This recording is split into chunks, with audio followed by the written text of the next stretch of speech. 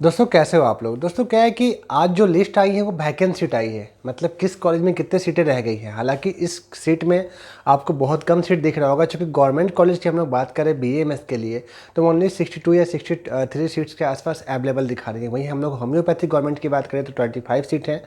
वहीं यूनानी की बात करें हम लोग तो लगभग 25 सीट उसके भी अवेलेबल दिखा रहे हैं। तो क्या एक्चुअल में इतने सीट खत्म हो गई हैं? अगर प्राइवेट की बात करें तो 750 या 800 सीट के आसपास दिखा रहा है।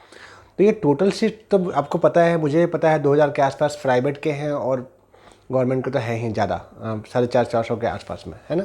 इस कंडीशन में दोस्तों क्या लग रहा है आपको कि देखो, सबसे पहली बात ये है कि मैंने जो देखा है उस लिस्ट को 1027 बच्चे ऐसे हैं जिसने अपग्रेड करा है।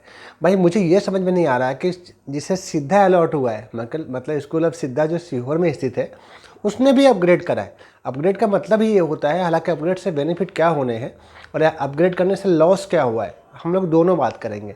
देखो सबसे पहले हम लोग किसी बात करें, बेनिफिट की बात करते हैं, फिर लॉस की बात करेंगे। लेकिन उससे पहले आप समझो, देखो मैक्सिमम कॉलेज ऐसे हैं जिसकी सीटें आपको कम दिख रही हैं, बहुत छोटे छोटे कॉलेज है उसके भी सीटें कम दिख रही है। तो देखो आपने क्या करा है, आप ही में से कुछ लोगों ने क्या करा है, उस सीट को होल्ड कर लिया है।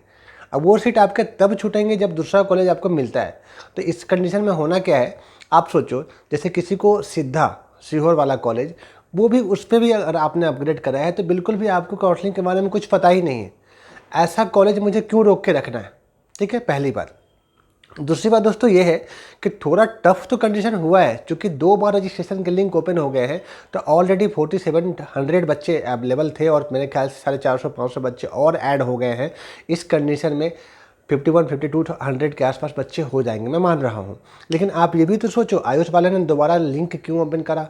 पिछले साल तो एक बार भी ओपन नहीं हुआ था। तो जितना आप डर रहे हो उतना नहीं डरना। अगर आप एमपी से हो, अगर आप मध्य प्रदेश से हो तो आपको नहीं डरना है। आप जो सीटें छोड़ दोगे वो सीटें मिलेंगी किसे? बाहर वाले को। तो जो हाई मार्क्स वाले बच्चे जो अपने मेरिट लिस्ट में जो दिख रहे हैं, शुरू से दिखते आ रहे हैं और कल भी और दिखने वाले हैं। हालांकि कल के बाद मैं चॉइस फिलिंग में बताने वाला हूँ कि आप चॉइस फिलिंग कितने रखो, कैसे रखना है आपको, कितने मार्क्स पे, ठीक है। वो कल बताऊँगा मैं मेरिट लिस्ट आने के बाद। चॉइस फिलिंग में जल्दी नहीं करना है। चॉइस फिलिंग करते समय आपको एक ऑप्शन दिखेगा रिटेन करने का, जिसने अपग्रेड करा है उसे रिटेन करने का, कि आप जिस कॉलेज को अपग्रेड कर रहे हो क्या उस कॉलेज को रखना है। तो बस उसे टिक करके सबमिट कर दोगे तो कोई चॉइस फिलिंग नहीं होंगे, वो कॉलेज आपको सेकेंड राउंड में अलॉट हो जाएगा, पहली बात। दूसरी बात, जो लोग चॉइस करते हैं, जैसे मान लो कोई अपने खुद के हिसाब से, मान लो 8वें नंबर का कॉलेज आपको मिला है, 8 रैंक वाला, ठीक है, और आपको चाहिए 4th रैंक का। तो आप मान लो 1 2 3 4 5 6 7 7 कॉलेज आप चॉइस करना, जो मिले हुए कॉलेज से अच्छा वाला कॉलेज है। मैं फिर से रिपीट करूं, जो कॉलेज आपको मिला है उससे अच्छे कॉलेज को हमें ऊपर रखना है, जिससे कि अभी जो मिला हुआ कॉलेज है उससे बेटर कॉलेज मिले तो मेरी ये सीट छिन जाए, है ना। ऐसा नहीं कि अपन बीच में किसी छोटे कॉलेज को ऐड कर दे तो फिर तो सब बेकार, मतलब सत्यानाश हो जाएगा, अपन ये कह सकते हैं। मतलब ऐसे कॉलेज को हमें ऐड नहीं करना जो अभी मिले हुए कॉलेज से खराब हो। ये समझ गए आप। रिटर्न करना हो रिटर्न भी कर सकते हो। अब देखो लॉस कहाँ है। पिछले से पिछले लास्ट ईयर क्या हुआ था, 2021 की बात हम लोग अगर करें, उसमें दोस्तों बड़ा ही एक सरप्राइज ऐसा निर्णय आया था आयुष वालों का, जिसमें ये बताया गया था कि जिसे जो कॉलेज मिला है, अच्छे से समझ लेना, आपने जिस कॉलेज को यस करा है, जिसे जो कॉलेज मिला है उसे वो लेना पड़ेगा। मतलब अब आप क्या प्रेशर में आ जाओगे। देखो ऐसा रूल अभी तक आया नहीं है, लेकिन ये अचानक से ही आता है, क्योंकि उससे पिछले बार भी ऐसे ही हुआ था।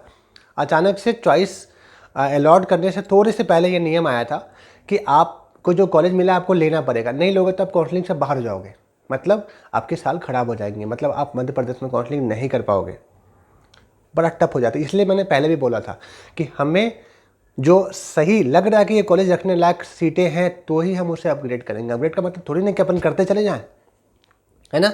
और दूसरी बात, आप रिपोर्ट करने आते हो तो मेरे से एक बार पूछ लिया करो, क्योंकि सभी कॉलेज की फीसें जो आपको बताई जाती हैं उससे कम हो जाता है। बहुत सारे तरीके हैं जिसके द्वारा फीस कम होता है, तो थोड़ा सा ध्यान से कॉल लगा लेना या व्हाट्सएप कर लेना। डिस्क्रिप्शन में व्हाट्सएप के नंबर रहते ही हैं, आपको पता ही है, और मैसेज करने के लिए भी रहता है, ठीक है। रिप्लाई हुए हैं बहुत सारे, अगर 2 4 5 लोगों की छूट गई हो तो बहुत बड़ी बात नहीं है, क्योंकि मैंने बहुत तो लगभग हज़ारों कॉल अटेंड करा है, ठीक है। तो ये थोड़ा सा आपको ध्यान देना है ना, थोड़ा पेशेंस रखना है पहले। दूसरी बात, आगे मतलब समझ गए जो मैं कहना चाह रहा हूँ। मतलब अगर आपको अपग्रेडिंग वाला कॉलेज नहीं लेना हो तो उसे अनटिक करने का भी ऑप्शन आएगा, उसे छोड़ देना।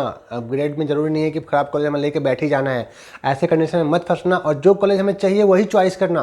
फालतू फालतू चॉइस मत कर लेना कि हाँ चलो टोटल 26 कॉलेज है तो अपन सबको चॉइस करके बैठ जाएंगे, ठीक है, एकदम तरीके से। क्योंकि अगर आपके नंबर 140 है और 135 नंबर आए और फिर भी आप अपग्रेड करके बैठ गए हो तो मुझे नहीं समझ में आ रहा है कि क्यों किए हो। वैसे लोगों को तो इंतजार करना ही नहीं करना है, बिल्कुल भी मत करना जिसके मार्क्स कम है। और जब आप डिसाइड कर चुके हो कि हमें ये कॉलेज से भी मेरे काम चल जाना है तो मुझे बताओ ना कि हाँ इस कॉलेज में भैया मुझे पसंद आ रहे हैं। अब मुझे तो चूँकि बहुत टॉप का कॉलेज तो नहीं मिलने वाला, तो क्या मेरे कैसे कुछ फीस कम हो सकते हैं क्या, है ना। तो थैंक यू सो मच, ऐसे जुड़े रहें, कल के वीडियो का इंतजार करना। सही लग रहा हो तो लाइक कर देना और दोस्तों में शेयर कर देना, ठीक है। Thank you so much.